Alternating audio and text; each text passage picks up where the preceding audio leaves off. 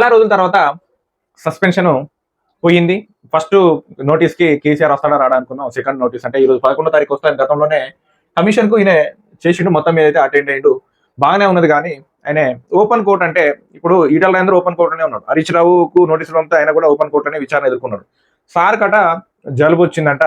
ఇది వైరస్ లాంటిది ఏదైనా ఎఫెక్ట్ అయితే నా ఆరోగ్యం దెబ్బతింటది.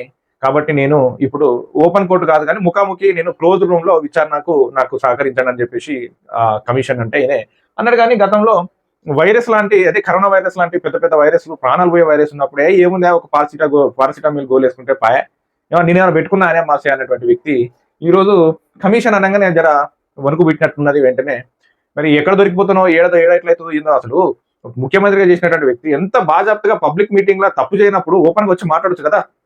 కమిషన్ ఏడ దొరికిపోతా జనాలకు ఏడ దొరుకుతా అన్ని జాగ్రత్తలు తీసుకున్నాడు. గతంలో కూడా ఈయన చేసిన పని ఏంటంటే ఫస్ట్ ఈయనకే పోయినాయి నోటీసులు.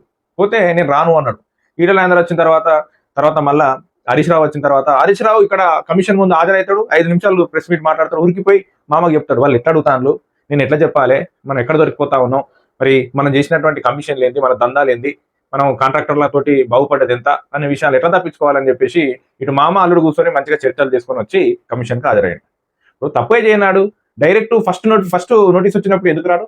పోనీ అది అయిపోయింది. రెండోది డైరెక్ట్ నువ్వు ఓపెన్ కోర్టులో ఎందుకున్నావు? ఇటు మీడియా ఉంటుంది, ఇటు రాజకీయ నాయకులు ఉంటారు. వాళ్ళందరి సమక్షంలో ఎందుకు చేయలేను? నీకు ఎందుకంత భయం? ఏదంటే ఏదో దేని పెట్టి ఒకటి అడ్డం పెట్టి నాకు జ్వరం వచ్చింది, వైరస్ ఉన్నది, ఏదో వైరస్ వస్తాయి, నాకు ఆరోగ్యం దెబ్బతింటుందట. కరోనానే నువ్వు లెక్క చేయలేదు. నేను మాస్క్ పెట్టుకున్నారా, పారాసిటమాల్ అయితే పోతుంది, అట్లాంటి పెద్ద తప్పు. మరి ఈ జలుబు లెక్కన నువ్వు తప్పు చేయకపోతే ఎందుకంత దాపరికం? తప్పు చేయనోడైతే ఓపెన్ గా బాజాప్తగా చెప్తాడు. అంతేకాదు అవసరం అనుకుంటే ప్రజలకు అందరికి తెలియాలా, మాట్లాడాలా నువ్వు తప్పు చేయనన్నప్పుడు.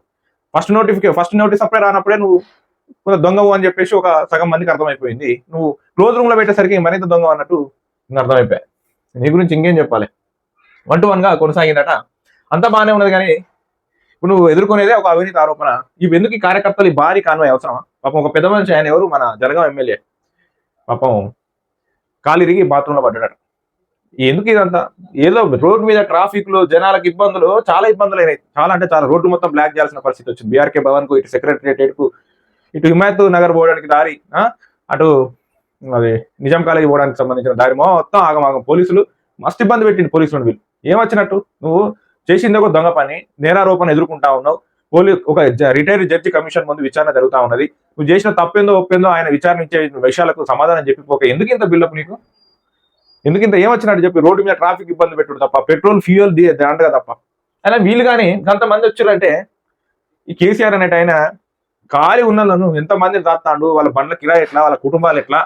నిన్న హరీష్ రావు వచ్చినప్పుడు కూడా అంతే.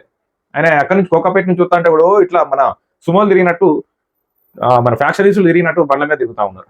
కొంతమంది పని పాట లేకుండా ఎట్లా ఉంటా ఉన్నారు, వాళ్ళ పిల్లల్ని ఎట్లా పోషిస్తా ఉన్నారు, వాళ్ళు అసలు ఎట్లా బతుకుతా ఉన్నారు, వాళ్ళ బండ్లకు పెట్రోల్ ఎట్లా వస్తుంది, మీ పార్టీ నుంచి మీ నుంచి ఆదాయం రాకపోతే. ఈ పని పాట లేనోనికి ఏదో ఒకటి కమిషన్ వచ్చే పనిలో, దోపిడీ పనిలో అవో ఇవో చెప్తే ఇక వాడు బతుకుతాడు. కాయ కష్టం చేయాల్సిన అవసరం లేదు. మీరు రాష్ట్రాన్ని దోసుకుంటారు, ఆ దోసుకున్న దాంట్లో వానికి పావు పరకో వీడితే వీడు బాగుపడతాడు.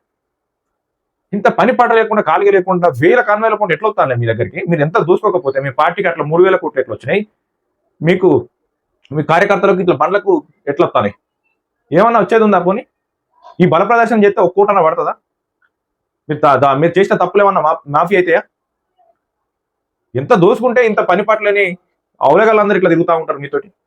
రోడ్డు మీద ట్రాఫిక్ సమస్యలు, పోలీసులకు ఇబ్బంది, లా అండ్ ఆర్డర్ ప్రాబ్లము, ఇవన్నీ ఎందుకు?